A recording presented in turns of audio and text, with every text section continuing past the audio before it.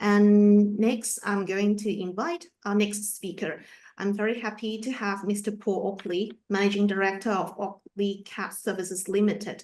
Paul is going to introduce the topic on asset handover processes from design and build to operation, ISO 196503 versus ISO 55001. Let me briefly introduce Paul to you all. Paul has over 30 years in industry experience using information technology such as CAD and BIM. He's the director of Oakley CAD Services Limited and owns BIMelearn.com, an e-learn platform dedicated to teaching and the principle of information management to improve collaborative workflows. Paul supports the UK BIM in asset management and BIM for housing industry initiatives, where he supports on the development of life cycle requirements, including the standardization of operation and maintenance manuals, life cycle documentation requirements, and product technical submissions. So may I pass the stage to Paul?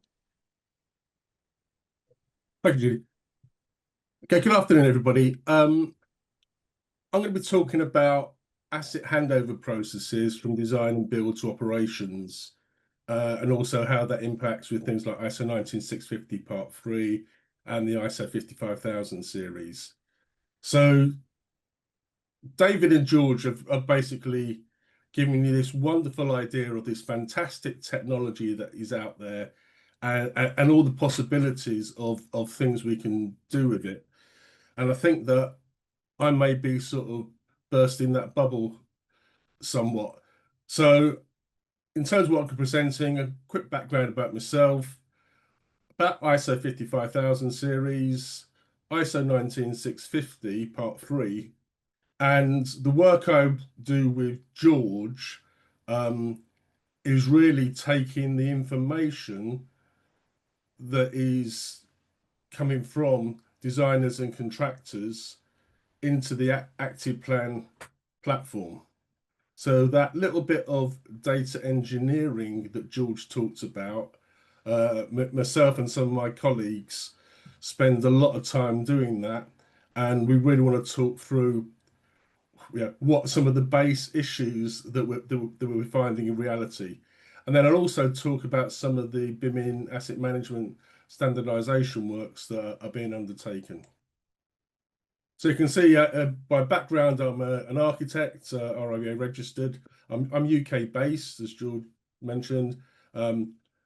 I always talk about that the Bottas Central model was done in AutoCAD Release 2 in about 1986-87. Okay, so 3D modeling is not a new thing. Okay.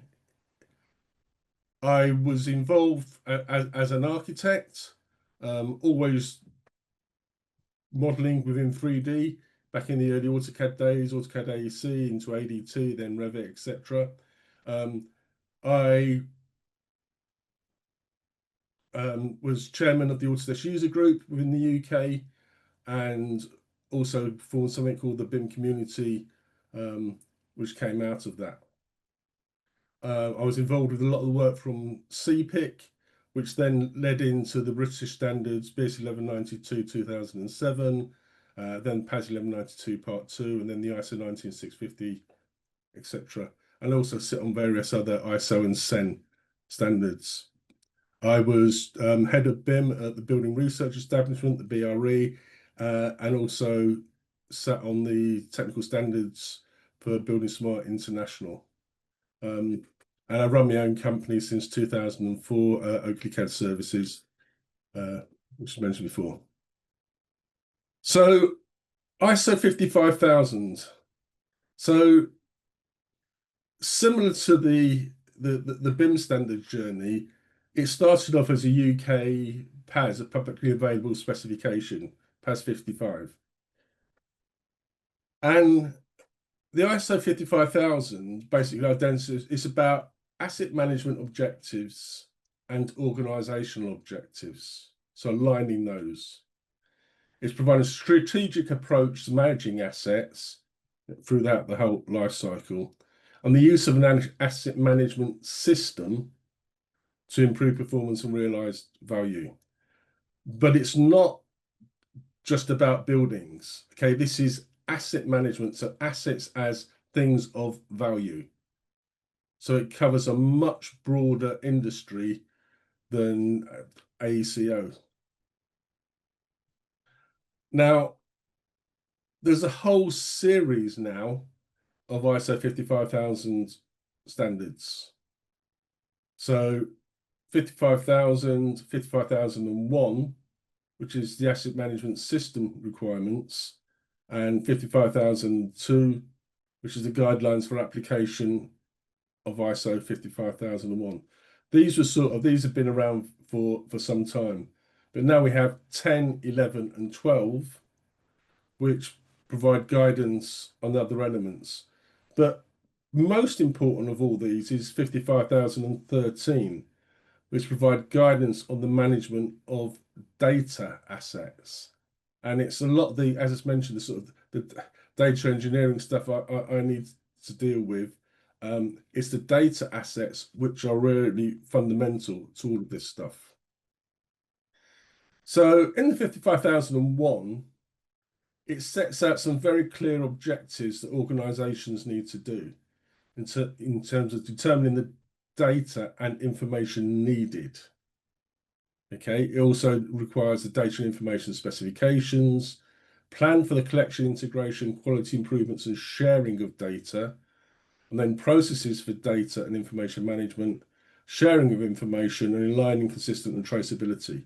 So these are all sort of key things. If you come from the BIM world, that language will be pretty familiar with you in terms of, yeah, it's talking similar sort of things that we're requiring in terms of how we're dealing with BIM models, etc. So what is unusual is you look through all these standards, and whereas 55,001 in this bibliography references ISO 19650 Part 1, which is just the concepts and principles, and the principle, a lot of it being the terminology, there's actually no mention of ISO 19650 Part 3, which deals with asset management side of it, BIM, and then the other labels like asset information requirements, asset information models, common data environments, etc., within that standard. Okay, now the image on the right-hand side comes out of 55,013, where it actually, within that, it refers to it as the asset register. But that asset register is really exactly the same as what I would term from the BIM world as an asset information model. Okay, and the whole point about the asset data is there's multiple uses. You know, data loss in that can create sustained negative impacts, and the data is often difficult or impossible to reproduce. And we know where we lose information when we're constructing projects, that if you don't capture it at the right point in time and things get covered up, you know, it's pretty much gone for good. Data can have multiple purposes, and basically it's the decision essential in conducting business and strategic and operation level decisions. These things are sort of key to that being done. But following on from the BIM thing, it's really about better information for better decisions. Okay. So we've looked at 55,000. Now let's look at 19650 Part 3. Now again, that came out of PAS 1192 Part 3. Again, the problem with that was this was again written by construction people in the UK. The industry groups tried to get the asset management people on board, but actually there was very little buy-in from them when this was being taken up and the UK BIM mandate was being driven forwards. So it was generally the construction people who got into this.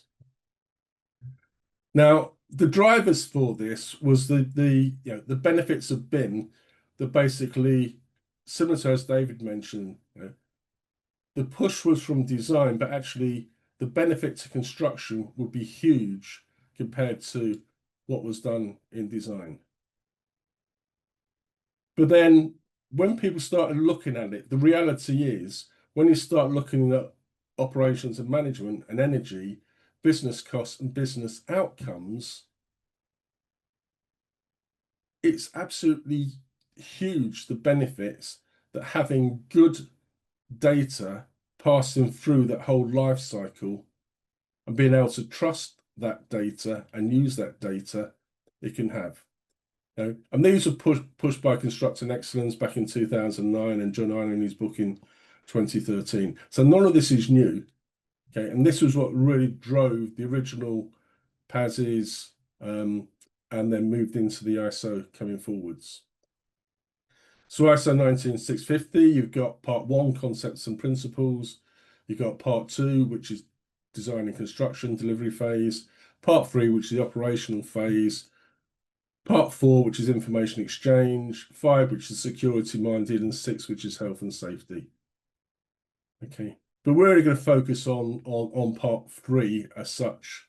Now, what that does better than part 2 is it does tell you specifically about things like organisation information requirements and these things called asset information requirements, as well as this asset information model. Okay, and we'll talk about that a bit more in a minute. But the asset information model is key to recording the current state of the assets. So this diagram, straight out of the CIC BIM Standards General, shows the transfer from A to C in terms of the delivery phase, design and construction, and then how that moves into AIM, the asset information model. Okay, so CDE generally is working from A to C, and then information is then going into the AIM. So every project, normally kicked off by a trigger point, okay, moves through the A to C with information passing from the AIM into the project and then coming back into the AIM at the end of that particular project. Supporting that are project information standards. And this sets out the details of how we want information, the units of precisions, origins, orientation, nomenclature, delivery formats, all those sort of specific things that are really important to get right. And again, a lot of this is sort of documented within the Hong Kong standards. Methods and procedures, sorting those out so you agree exactly how things can be done, how you're using the CDE, how data is going to be delivered. Again, these things are crucial to the whole process. And then we get into sort of the asset management requirements, back to beginning with the end in mind. So identifying what information the facility and operations managers are going to need. So things like unique identifiers, so they can deal with instances of objects, they can deal with types, they know about systems, they know about circuits, so that everything has a unique identifier so they can find things. And then back to things like geospatially locating things, the standard nomenclature, so you can search through things and there's a structure to the data.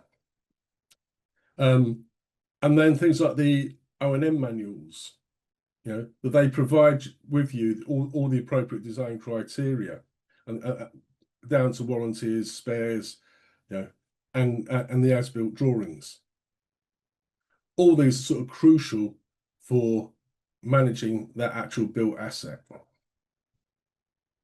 And again, there's looking at the different ways we deal with those in terms of the model document delivery, collaborative working, and structured information through the design and construction phase to make sure we get that consistent information that is needed at the end in asset management. Now, one of the big issues is that projects generally just deal with a site or sites and building or buildings, where assets can be dealt with at portfolios, estates, sites, facilities. So the scale of things is different. And then when you get a project where you get an asset information model and then information is passing out into a project, there might be multiple projects going on relating to a particular asset. So it's dealing with all that information coming in and out, and how that is updated and kept up to date is a crucial part of dealing with that. Now, again, if we go back to the CIC BIM Standards General version 2, you'll see two areas have highlighted in red. And this is the enhanced CDE platform. So David talked about the CDE, but in reality, when we're talking about the asset information model, that is the bit that is dealing with this current state of the asset. And you can see here, when we get a trigger point, we then get from AIM assessment. So being passed out of the AIM to start the CDE is the information needed. And then at the end of the project, it ends with the acceptance by the asset team of the CDE data, which is appropriate for maintaining and managing the asset. So the CIC BIM standards, again, unlike the UK, okay, the project code identified within there talks about things like looking a unique identifier to be assigned to a particular asset. So thinking about, it's not just assigned to a project, but it needs to be able to identify the asset that it belongs to, because too many projects get lost in terms of linking in to the particular assets. So 55,000 provides a top-down value-driven framework. Okay, 19650 Part 3 supports this, but it focuses specifically on the data and information workflows. Okay, but I'd say that the advantage of 55,000 is not just technical compliance. With ISO 19650 Part 3, people can just be ticking boxes actually for no particular purpose. And 55,000 should be identifying the purposes against which you're doing things. So again, the series of purposes set out within 13 is shown around the outside of the asset information model. Okay. Identifying what those purposes are and how you're going to meet them is really crucial, and how the information is going to be validated. And that's another key aspect of how things are driving forwards. So I'm now going to talk about the problems we have in terms of handover. So the work I do with ActivePlan is basically taking data in the forms of models, COBie data, product data, O&Ms in, and trying to populate ActivePlan with them. Now, the issue is, as George already talked about, there's lots of silos. So you'd expect that all the as-built drawings were coming from the model, but the reality is something different. You'd expect that the COBie file was coming from the model. The reality is different. The O&M manuals, you'd expect the people who'd actually put the stuff into producing those. Again, it's often farmed out to other people to basically scratch around to pull the data. So actually, the quality of the data provided is often very poor. We had a exemplar project, which we were asked to look at, where the scheme had one boiler. And we have three data sources: the model, the O&M, and the COBie, and they were all different. And it was only with the 3D photo we could actually recognize which boiler was correct and resolve that in all the data. And if only, you can't even just do it when you got one boiler. What's it like on complex schemes? Again, this is sort of a mixture of, but it's a case study of some projects which are significant UK construction projects, with award-winning contractors for their BIM processes, award-winning information management consultants. It's got all the ISO 19650 labels on it, everything you can expect to be there. But there was no asset management input until handover. And then when we came in and looked at what was being offered, we realised there's some fundamental issues with how things were done. One thing was there was just 3 buildings, 1 Revit file per discipline. So unlike the Hong Kong standard, where you have volume strategies pre-set up, which should be taking on board the requirements of facilities and that, they hadn't bothered to do that. The buildings, again, there was 1 Kobe file, there's a massive zip file. None of the documentation had metadata assigned with it. Okay, and there was no concept that there would be different people managing each facility, even though they're again being handed over at different points of time. There was total confusion in terms of they handed over the whole project CDE and not just the documents that were required for asset management. And there should be the discussion about what was required for asset management. You need to keep a record of the project as a project archive. That's one thing. But actually, what information is needed by the operators and maintainers is a different set of requirements, not everything that's done. So again, 17,000 files, 1,000 test tube results provided, plus loads of revisions and duplicates. And many of the files were not as built.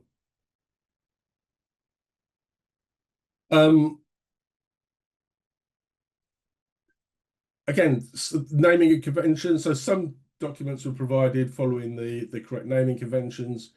Others were general construction documentation, which had no conventions. And then there was a lot of other generic documentation, which then creates other issues in terms of how you deal with that from a nomenclature point of view. The folders, they had building 1, building 2, building 3 at high level. Then you go down to, say, architects. And then under building 1, you had another building 1, 2, 3. And then the same under building 2, you had 1, 2, 3. But the trouble was you actually had different drawing sets in the different folders consistently.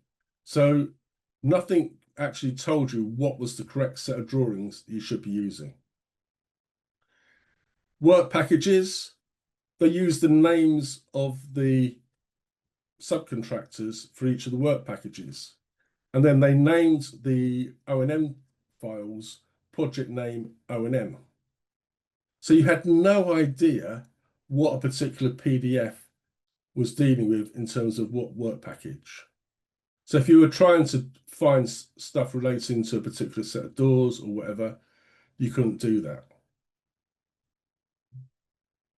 The naming, the solution that they used, basically when they pulled it out into the big zip file, they'd taken their identifier, they'd taken the description, the status and revision, concatenated that into a massive name, which basically blew with the pathing, the 256 character limit. And it also had special characters, and even something as simple as the CR for construction record, they had the full text, which then basically meant you couldn't even unzip the files because the size of the files was so long. So just very basic things, which meant stuff couldn't be provided over.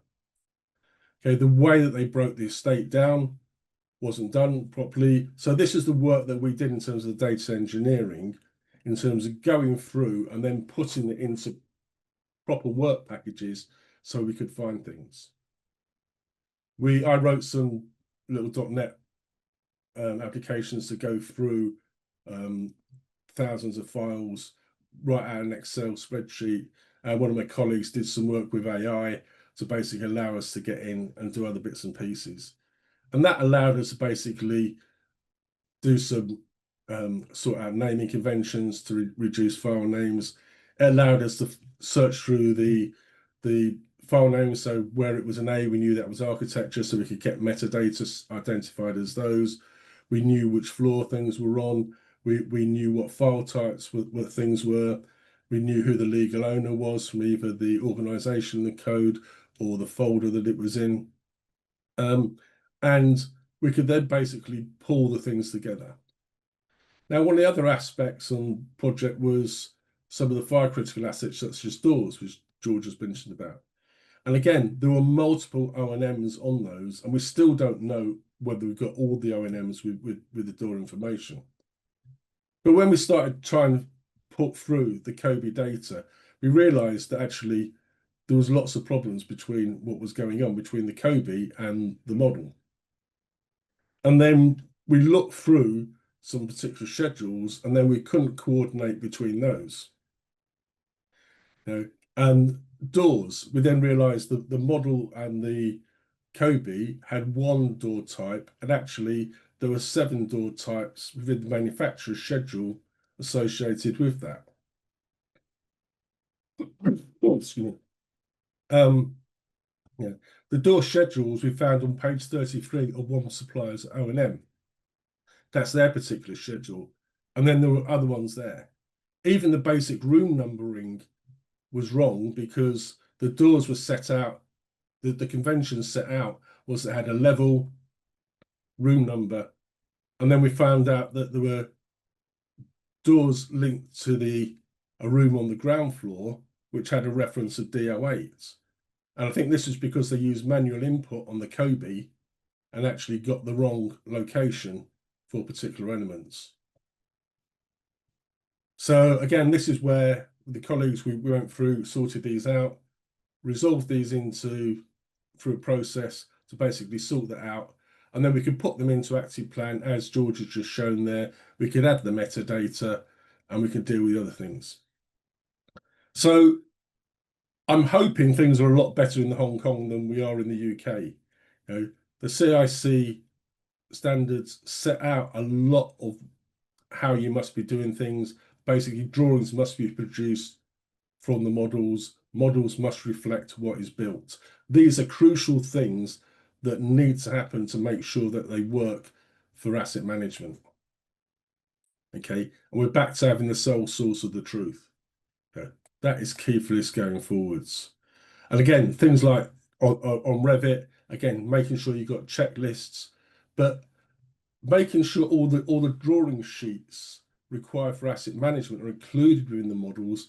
So if you need to update the model with a particular thing, you can recreate that drawing, put it out to meet a legislative requirement. So some of the work we've done with BIM and asset management is looking at standardization of things. George mentioned the golden thread.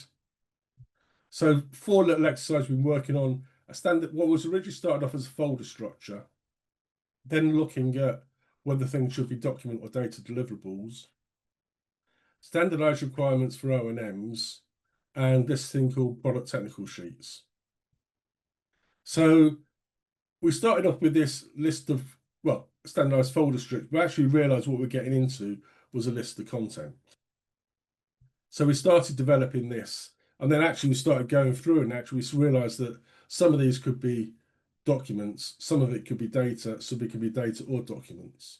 So we've been working on identifying out of the O&M content how things should be provided and providing some background information to support that. Product technical specifications are a way that main contractors in the UK approve products being proposed by subcontractors.